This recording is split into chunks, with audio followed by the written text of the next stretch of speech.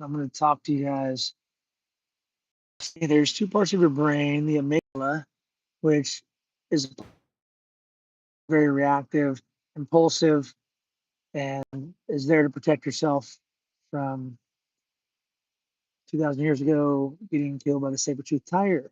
So nowadays we have to learn to control that, which the prefrontal cortex is the part of the brain that is the logical part, is the part that thinks things through. So there's some methods that this book is teaching you, like the box breathing. There's another part where about squeezing your muscles, holding them tight for 5 seconds, and then releasing them and relaxing them, and then ice cold baths or working out, which is the third way to control. So when you're sinking into a depression or anxiety, you can use these three methods. So I like the box breath, and there was a something I learned the other day from somewhere else that if you're ever getting angry, upset, or anxious, your heartbeat's starting to race, touch, touch your chest, and it'll instantly calm you. You'll just automatically breathe in. And I've been doing this for the last week, and then I read this book, and it was basically saying the same thing. But breathe in for 4 seconds, hold for four, breathe out for four, hold for four. By doing this before you react, so if somebody ever says something that normally would trigger you, even if it triggers you, you can do box breathing. I'm going to add to this book that I would touch my chest because it reminds you, take the breath. As soon as you touch your chest, you'll just think about taking a deep breath. So this book is also talking about when you're going through pain. Pain is actually an extreme amount of opportunity to grow through the pain, embrace it, let it go through you. Um, Forgiving people is basically letting the pain go through you as well. So I've been working on a lot of this, and I feel like the stronger and better I get, the more opportunities I get in front of me that allow me to grow more. Sometimes it's frustrating. It's like I know I'm so much better than I was a year ago. I couldn't have handled what I'm going through now, but why does this keep happening to me? And I feel like it's just the world or God is He will only give you what you can handle. So wherever you are right now, whatever you're going through, whether it's you're going through school or real estate, not selling for you've been working for 8 months and haven't sold anything, you can ask yourself, are you when everything is falling apart around you, you can ask yourself, am I being the best me in this situation? And if you are, that's great. If you're not, then look for the place where you can improve and focus on that. Because whatever you give your thoughts to, your power will go. So if you complain and wish things were better, wish I didn't make that one decision that cost me $1 million, instead, what is the one thing I'm going to learn from this that it will allow me to do even better than where I was when I had that opportunity. So take every setback as a setup for your new opportunities. I'm gonna go to my notes real quick. Stay with me. So your prefrontal cortex is irrational, slower. So your amygdala reacts within 12 milliseconds. The prefrontal cortex takes 500 milliseconds. So it is, what is that, 10, 20 times longer it takes your prefrontal cortex before making a decision. So if you can control yourself to react from the prefrontal cortex versus the amygdala, which I've used quite a bit. And the amygdala can be a great thing when you're in cells and you're constantly following up with people. You're constantly getting a hit of dopamine every time you make a phone call and take another one, another one, another one. It keeps you rolling. But when you're making bigger decisions, like what should I do when I have a $2 million line of credit and $300,000 in the bank, maybe I should use the prefrontal cortex and take a little bit more time versus making a decisive move. If it gets locked up, stay with me. I'm going back for my notepad right now. Choose response over reaction. Choose response overreaction. Emotional alchemy. That is what you achieve when you learn to control your emotions. Cognitive reframing, which is putting yourself in a different place. So cognitive, let me see if I can remember how they explain it. Cognitive reframing. So it's basically looking at your circumstances and choosing your perspective, which would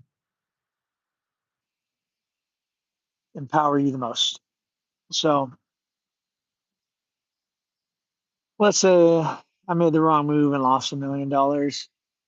Instead of complaining, worrying about that, and not knowing how I'm going to make that up, maybe choose to look at it as an opportunity to rise above that and get stronger from that, and look at it like in the spectrum of things.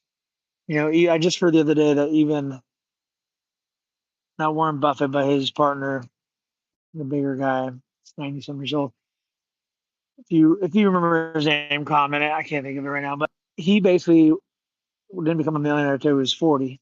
He's a billionaire, and he's 90 some years old now. So when I heard that, it gave me the kudos I needed. The fact that I became a millionaire by 38 years old, really 35, depending on how you look at it. But so even though I made some mistakes, you don't know what you don't know when you're in something. So, for instance, let me give you another example. I had an opportunity about 7 years ago. Instead of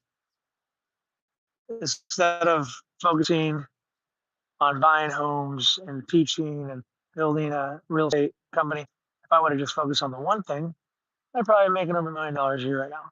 But I didn't. But I wouldn't know what I know now in order to go do that if I didn't go through it. So there's so many people I talk to that are in the position I was 7 years ago, and they're selling 20, 30 homes a year, and they know how to spend money on the marketing, they know how everything works, but they're not able, they don't have the belief, if you know spending $2,000 or $3,000 a month is making me this much, why don't you spend five? Why don't you spend 10? Why are you trying to recruit and train? Why not build yourself to the best of your ability? And that's what I've learned from that. So again, cognitive awareness or reframing, sorry, cognitive reframing. So basically reframing the way you're thinking about a circumstance. How to regulate. Next time you feel overwhelmed, tell yourself you're feeling emotions. Next time you feel overwhelmed, tell yourself you're feeling emotions. Because once you are aware of why you're feeling the way you are and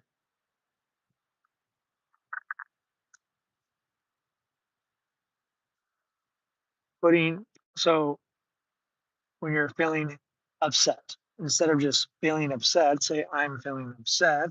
Why am I feeling upset? Is this benefiting me? What is this telling me? I shouldn't have done this. Okay, that's a great lesson. So next time I'm doing this, I won't do this. Maybe I'll put my hand on my chest, breathe in, and be calm. So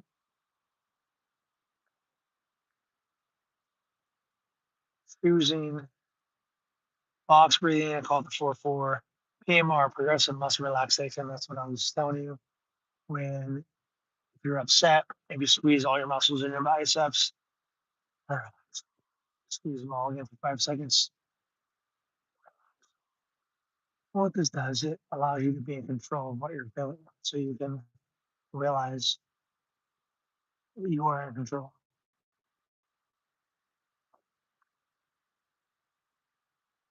Where am I feeling the emotion?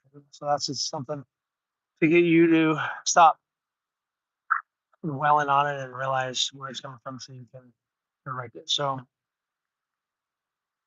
my chest has been tight lately. So where is this coming from? It's coming from what I'm thinking of all the things I should have done that I have no control over now. What I do have control over is my breath work. So if I focus on my breath work,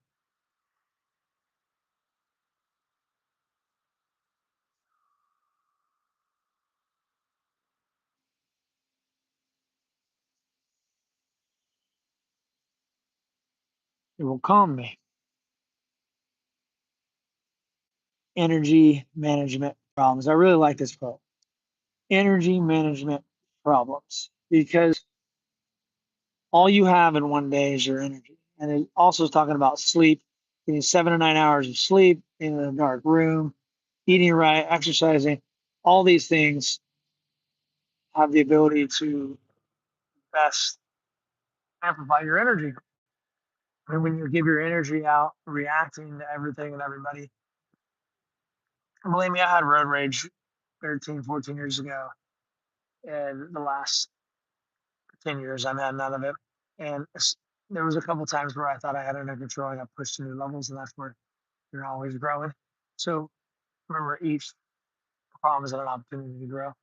Now, when I see every day people flipping me off, getting mad because I'm on my phone driving, and none of it phases me, but I always see a reactive person, and it tells me where they are in life. Because if you can get upset by somebody else driving, what they do to you, it shows how much emotional control you have. Hold on just 1 second.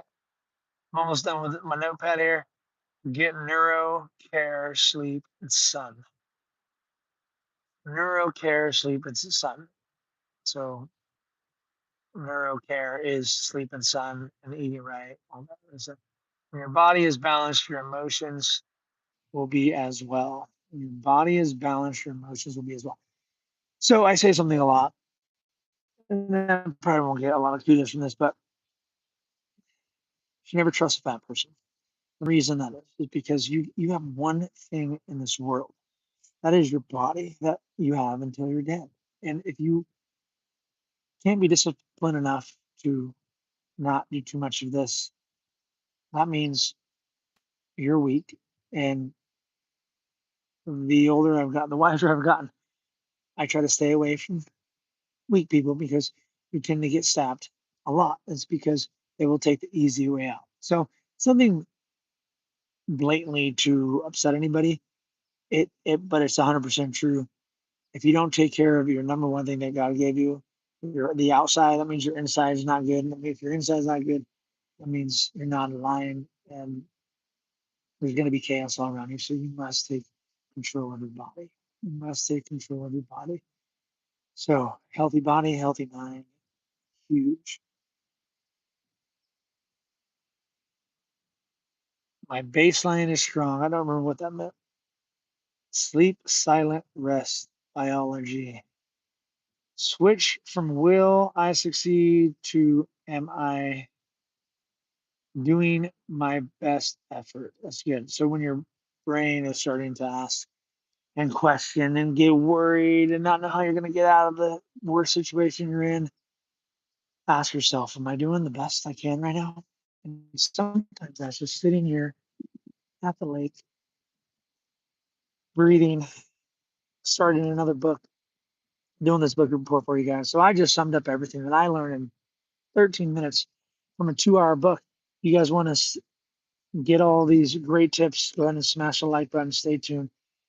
On this channel, I talk real estate investing and development, but for now, I'm going to be dropping books because I've been doing a lot of reading. So I'll just go ahead and summarize up the best notes of what I got from a 2 hour book. It was actually a pretty great book. Definitely recommend it. But go back and watch this again and practice what I just told you because those were all my takeaways.